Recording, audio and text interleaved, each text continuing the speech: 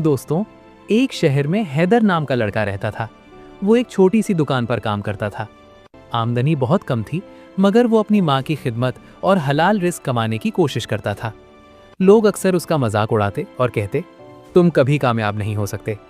लेकिन हैदर हमेशा कहता, अल्लाह पर भरोसा रखो, एक दिन सब बेहतर हो जाएगा। एक दिन दुकान के मालिक ने अचानक दुकान बंद कर दी। हैदर बेरोजगार हो गया। उसके पास पैसे भी कम थे। फिर भी उसने हिम्मत नहीं हारी और रोज दुआ करता रहा, या अल्लाह मुझे बेहतर रास्ता दिखा। चंद दिन बाद हैदर को एक बड़ी कंपनी में काम का मौका मिला। उसकी मेहनत और ईमानदारी देखकर कंपनी के मालिक ने उसे अच्छी नौकरी दे दी।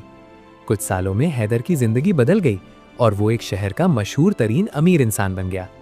एक दिन उसने अपनी माँ से कहा, अम्मी, अगर इंसान सब्र करे और अल्लाह पर यकीन रखे तो एक दिन मुश्किलें जरूर आसान हो जाती हैं।